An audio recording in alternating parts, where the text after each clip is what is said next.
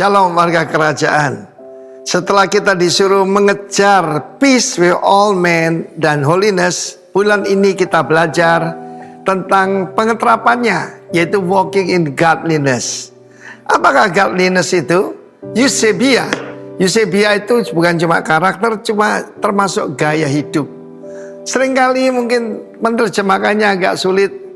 Saya bilang aja kesalehan. Seringkali kita bicara begini, ya ini berkat anak soleh. Yang Anda bicarakan apa itu? Gaya hidup kita harus mencerminkan kita hidup dalam holiness atau dipisahkan bagi Tuhan.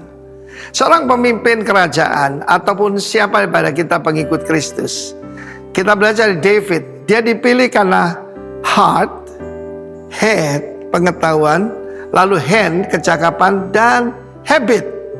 Dan habit itulah kalau orang hidup dalam kekudusan, mengejar kasih karunia, tidak menjauhkan diri kasih karunia, kita akan mengalami dalam 2 Petrus pasal 1 ayat 1 sampai dengan 4. Ayat pertama mengatakan apa yang kita peroleh itu adalah like precious faith, ataupun iman yang kualitasnya sama dengan para rasul.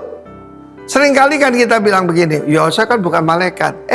Kita lebih dari malaikat. Begitu kita dipilih menjadi anak-anak Allah, maka malaikat harus melayani orang, yaitu kita, yang harus menerima keselamatan. Jadi pertama-tama kualitas sama. Di dalam kerajaan Allah tidak ada KW-KW, tidak ada. Tidak ada KW1, KW2, tidak. Like precious faith. Akibatnya kita perlu berkat kasih karunia dan damai sejahtera melimpahi, be multiplied, dilipat gandakan. Melalui apa?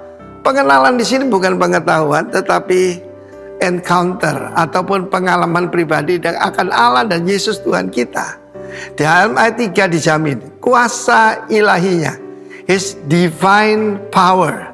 Roh Kudus adalah satu pribadi daripada Godhead, daripada Allah, tetapi dia juga divine power. Kuasa ilahinya memberikan pada kita bukan cuma like precious faith, tapi diberikan kepada kita segala yang perlu untuk kita bisa hidup saleh.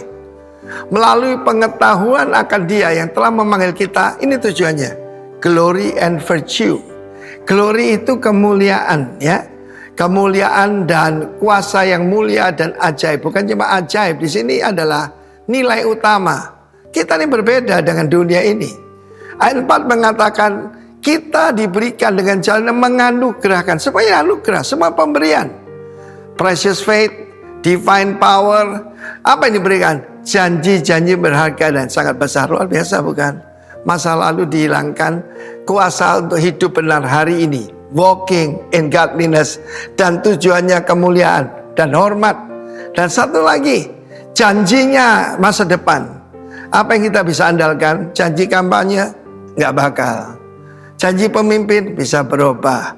Tapi janji dari Tuhan tidak akan berubah. Siapa mengutuk engkau akan kukutuk. Kita sudah lihat di dunia ini. Barang siapa memberkati engkau akan kuberkati. Bagi keturunan Abraham, ya. Dan karena itu Kristus sendiri memilih mati di atas kayu salib. Saudaraku, pada waktu sebelumnya kan hukuman mati dirajam batu. Tetapi ketika bangsa Fonisia kemudian ditiru oleh Romawi menggenapi Mazmur 22. Dan dia gambaran kepada the true godliness. Menurut kebiasaannya, dia pergi ke rumah sembahyang. Dan kepadanya diberikan gulungan kitab Yesaya. Hari ini dia ucapkan, firman ini genap dalam pendengaranmu. Roh Tuhan ada padaku. Roh kemuliaan, Roh Kudus. Ya, untuk mencelikkan mata yang buta, melepaskan orang yang tertawan. Dan olehnya kita dapat bagian dari ini, divine nature, kodrat ilahi.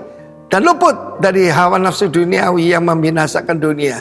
Di sana dikatakan corrupt, kekuatan yang korupsi. Seringkali kita bilang, oh itu koruptor. Setiap daripada kita hidup dalam hawa nafsu sampai the divine nature diberikan pada kita, kodrat ilahi. Sebagai contoh, meskipun mirip kucing dengan singa itu berbeda. Beda kodratnya, ya.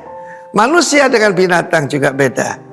Tuhan memberkati kita. Terimalah iman yang sama dengan Rasul Petrus dan para pemimpin yang lain. In Jesus name, amen.